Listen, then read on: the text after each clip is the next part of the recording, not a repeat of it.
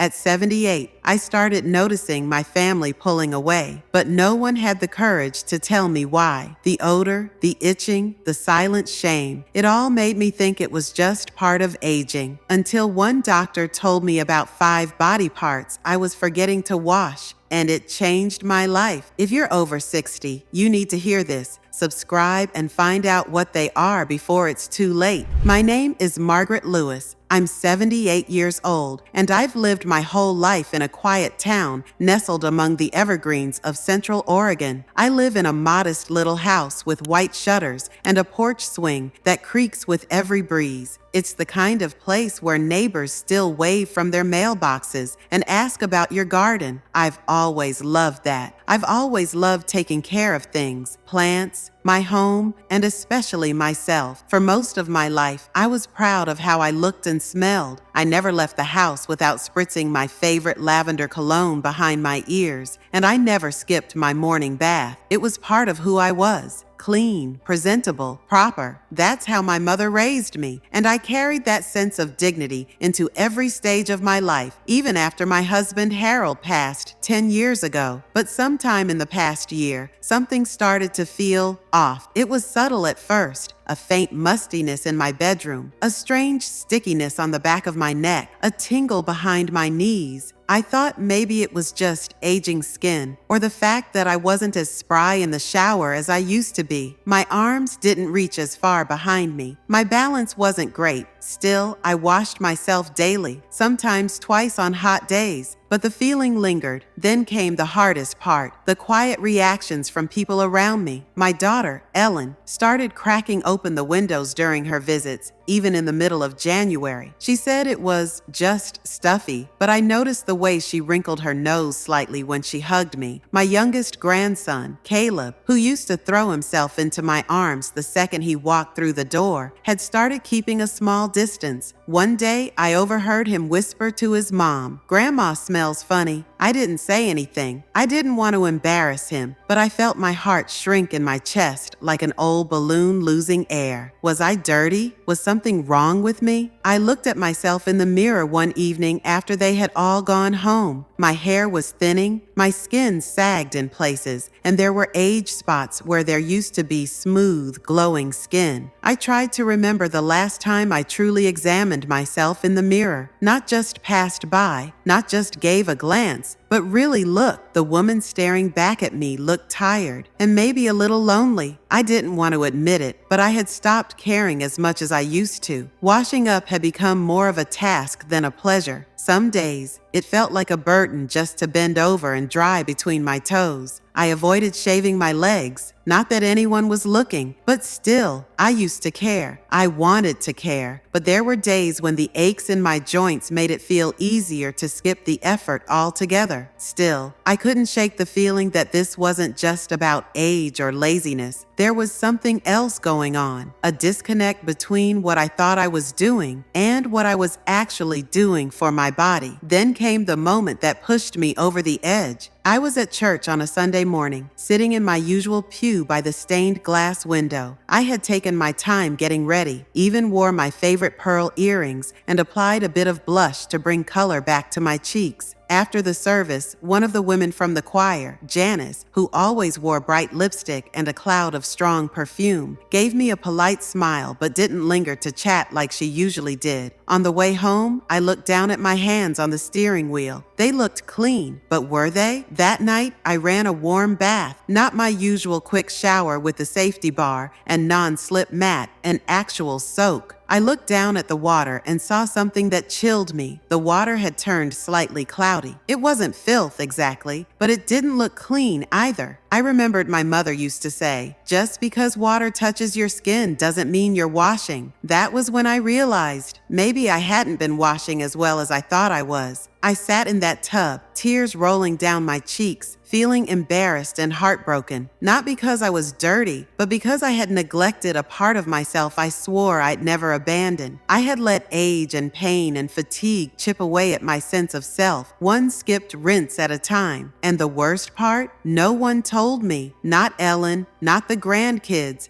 not even my best friend Carol, who usually never held back when it came to sharing opinions. Maybe they were being kind, maybe they didn't know how to say it, or maybe, deep down, they didn't realize what was really going on either. The truth is, we don't talk enough about what happens to our bodies as we age, not the real things. We joke about forgetting where we put our keys or needing reading glasses, but no one tells you that you might start smelling different, that your skin folds trap more than just warmth, that the small hidden parts of your body might become silent breeding grounds for bacteria if not tended to with care. I didn't know who to talk to, so the next day, I booked an appointment with Dr. Ramirez, my longtime geriatrician. I wasn't even sure how to bring it up. Should I say, I think I smell weird? Should I ask for blood tests, allergy tests? But Dr. Ramirez, bless her heart, saw right through me the moment I stepped into her office. "Something's bothering you, Margaret," she said gently, pulling her stool closer. "And I don't think it's your arthritis this time." I smiled nervously. I don't know how to say this without sounding ridiculous. "You'd be surprised what I hear in here," she replied with a soft chuckle. So I told her everything. And what she said next, about the 5 body parts most people forget to clean, especially as they get older, would change the way I saw myself and my health forever. Dr. Ramirez had always been one of those rare doctors who actually listened. She was in her early 50s, sharp but warm, with a calm voice that made you feel like everything might be okay, even when it wasn't. I'd been seeing her ever since Harold passed, mostly for routine checkups and my arthritis meds. I never imagined I'd be sitting across from her, asking about body odor. I hesitated, fiddling with the charm on my bracelet. "I think maybe there's something wrong with my hygiene." She raised an eyebrow, but not in judgment, just interest. "Tell me what's going on." So I did. I told her everything about the strange sensations, the subtle reactions from my family, the bath water, and how I'd started to avoid people. I could feel my cheeks burning as I spoke. It was the kind of thing no one wants to admit, least of all a woman who once took pride in the scent of her freshly ironed blouses. Dr. Ramirez didn't laugh. She didn't look away. She just nodded thoughtfully and then said something I'll never forget. "Margaret, this is more common than you think, especially in people over 70. I blinked. "Really?" She leaned back in her chair and began to explain. "As we age, our skin changes. We lose elasticity, sweat glands behave differently, our sense of smell dulls, and physical mobility can make it hard to reach certain areas. Most people don't even realize they're not cleaning effectively. It's not about laziness. It's about not knowing what's being missed." I felt a wave of relief mixed with curiosity. She reached for a notepad and began writing. "There are 5 areas I always remind my elderly patients to pay extra attention to. You might be surprised." And then she listed them. "Behind the ears. This area collects oils, dead skin, and even residual shampoo or perfume. Most people forget it completely. Under and behind the knees, especially if you're sitting a lot or have reduced mobility. Moisture can build up and cause odor or even fungal issues. The navel. The belly button is a little cave of bacteria if left untouched. Even people who bathe daily often skip it. Between the toes. This one's classic. Dampness, dead skin, tight shoes. It's a perfect storm, not just for odor, but for infections too. The scalp and hairline. Older adults tend to wash their hair less frequently, but the base of the scalp, especially at the nape, can get congested with sweat and oils. That builds up fast." I sat there stunned. She wasn't talking about secret diseases or rare syndromes, just basic hygiene areas I had completely overlooked. "But I wash every day," I said, almost defensively. "I believe you," she replied, "but how we wash matters just as much as how often." Then she leaned in, gently. "Margaret, think of it this way. You wouldn't just rinse your dishes and call them clean. You'd scrub the spots that food clings to. Our bodies need that same kind of attention, especially the hidden parts. Something about that analogy hit me hard. She handed me the notepad. Add a soft washcloth or a silicone scrubber to your routine. Warm water and mild soap are all you need. Nothing harsh, just be consistent. And don't forget to dry thoroughly, especially between toes and skin folds. I took the paper and held it like it was a map out of the woods. Then she said something else, something that made tears well in my eyes. Taking care of yourself isn't vanity, it's dignity, and it's never too late to reclaim it. That was it, the sentence that opened something inside me. For months, maybe longer, I had been slowly fading, not just in the eyes of others, but in my own. I'd accepted decline like it was a law. But what if small changes could give me back parts of myself I thought were gone? We spent a few more minutes talking. She asked about my balance, my ability to stand in the shower, and gave me tips to make bathing safer and more thorough, like placing a chair in the tub and using a handheld sprayer. She also suggested I look into a home aide to help once a week, not because I was failing, but because everyone deserves support. When I left her office, I didn't feel ashamed anymore. I felt empowered, like I had been given a secret manual on how to care for this version of my body, the older, wiser, but slightly more complicated version. As I drove home, I couldn't stop thinking about how simple the advice had been and how no one had ever told me any of it. Not in school, not in magazines, not even in all those aging gracefully articles I used to read with my morning coffee. I thought about how many people must be silently struggling with the same things. How many were shrinking inside themselves, just like I had, all because no one had said, "Hey, don't forget to wash behind your ears." That night, I stood in the bathroom, looking at myself in the mirror again. But this time, something had shifted. I didn't see a tired old woman. I saw someone who was ready to take herself back, one small act of care at a time. With warm water, a soft cloth, and a new understanding, I began my new ritual. And for the first time in a long time, I felt clean, not just on the outside, but deep in my heart. I started the very next morning. I woke up earlier than usual. Something about that conversation with Dr. Ramirez had stirred an energy in me that I hadn't felt in a long time. Not nervousness, more like a quiet excitement, the kind you feel when spring starts to break through winter and you finally open the windows again. I gathered what I needed: a soft microfiber cloth, a bottle of mild unscented soap, a chair I pulled into the shower from the kitchen, not glamorous but stable, and a hand mirror just in case. I looked at the list she gave me again: behind the ears, under the knees, navel, between the toes, scalp and hairline, and felt a little silly. Was I really about to rediscover my own body at 78? Yes,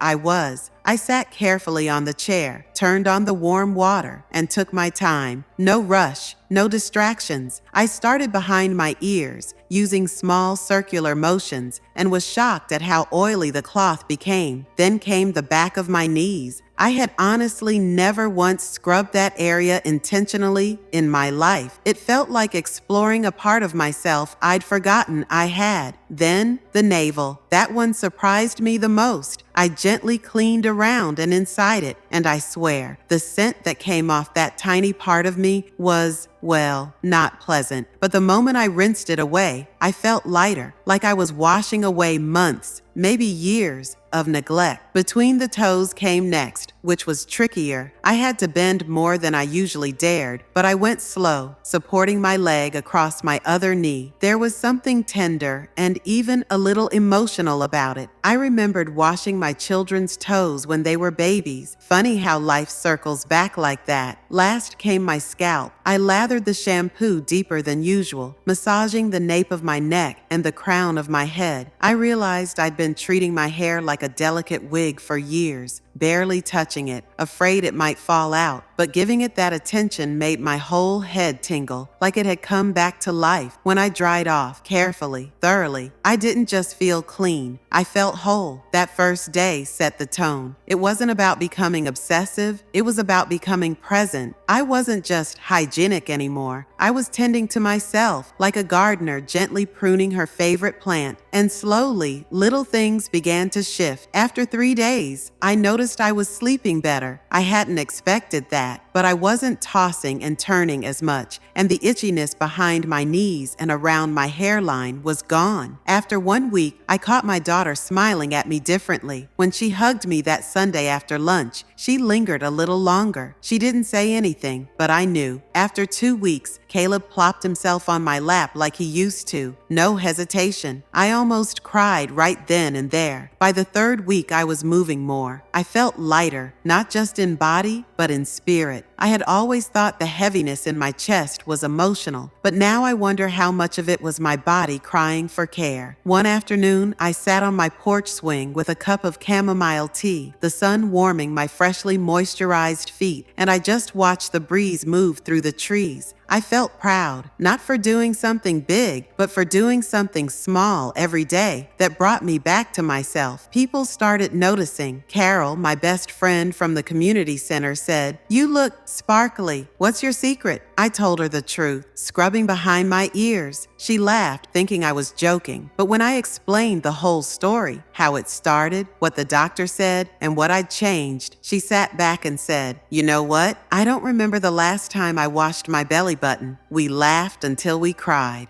But here's the thing, the change wasn't just about hygiene, it was about attention. When we age, the world starts looking past us. Sometimes we start looking past ourselves too. We think it's normal to feel invisible, to shrink, to retreat, but every small act of self-care, every part of my body I remembered to tend, was like telling myself, "You still matter." This wasn't a miracle cure. My arthritis didn't vanish, and I still need help lifting heavy pots in the kitchen, but I stopped apologizing for existing. I stopped avoiding mirrors. I even started going to the community pool again, after buying a new swimsuit, of course. One night, Ellen came over to drop off some groceries. As she placed the milk in the fridge, she looked at me and said, "Mom, I don't know what you're doing lately, but you seem happier, lighter." I smiled. I started taking care of the parts of me no one talks about. She tilted her head, like, "Emotionally?" I shrugged. That too. She didn't need to know every detail. The important part was that I knew. The truth is, getting older doesn't mean giving up on your body. It means learning how to care for it differently, with more intention, with more kindness. Every wrinkle, every sag, every scar tells a story. And now, even the forgotten spaces in between do too. It's been 30 days since that chilly afternoon in Dr. Ramirez's office. 30 quiet, slow, beautiful days. If someone had told me a month ago that the simple act of washing 5 forgotten parts of my body would ripple into every corner of my life, I would have smiled politely and changed the subject. But here I am, 30 days later, and I can say with complete honesty, I feel like a different woman. The physical changes were the first to appear. My skin feels clearer, softer, and less irritated. The small bumps behind my knees disappeared. That dull, lingering itch near my scalp, gone. My feet don't ache as much, probably because I've been giving them the care they deserve for the first time in years. Even my sense of balance has improved slightly. Turns out, when your feet are clean and dry, they grip the ground with a bit more confidence. But the real transformation happens somewhere deeper. I walk differently now. Not faster necessarily, but taller, with less hesitation. I'm not afraid of being seen anymore. I don't avoid eye contact at the store. I don't flinch when someone leans in for a hug. I feel safe in my own skin again. One morning, I caught myself humming while folding laundry, something I hadn't done in years. Another day, I wore lipstick to the pharmacy, bright pink. The cashier told me I had a lovely smile. I blushed like a schoolgirl. Even my home feels brighter. I open the curtains earlier. I bake more. I call my sister just to chat. Caleb now asks to sleep over on weekends. And when we watch movies together, he curls up beside me without a second thought. He doesn't know what changed, but I do. Sometimes I wonder how long I'd been disappearing. Not physically. I've always been around, but something in me had gone quiet. I had started treating myself like a burden. I stopped inviting people over. I stopped saying yes to small pleasures, like walks through the rose garden or spontaneous cups of coffee at Carol's house. I used to believe that was just what getting older meant, that shrinking was inevitable, that the best we could do was endure. But that's not living. That's just waiting. And I'm done waiting. One Saturday afternoon, about a week ago, I sat on the porch with Carol again. We watched the birds pick at the feeder and talked about nothing in particular. At some point, she turned to me and said, "You're glowing lately. What's your secret?" This time, I didn't hold back. I told her everything about the forgotten spots, the bath chair, the microfiber cloth, the quiet revolution that began with a navel and ended with a rediscovery of self-worth. I thought she'd laugh, but instead, she sat silently for a moment, then whispered, "You make me want to try." I nodded. "You should, because this isn't just about cleanliness. It's about reclaiming a relationship with yourself. It's about saying, I am still worth effort, even now, especially now. I know this won't fix every ache or erase every line on my face. Aging is still real, and some days are harder than others. I still forget where I put my reading glasses. I still talk to Harold's photograph in the kitchen like he's going to answer me. But now, I do it all from a place of care, not neglect. And in the quiet moments, like when the house is still and the only sound is the tick of the old wall clock, I sit with myself, not out of loneliness, but companionship, because I know her again. That woman in the mirror, she's not perfect, but she is clean, she is cared for, and she is no longer invisible.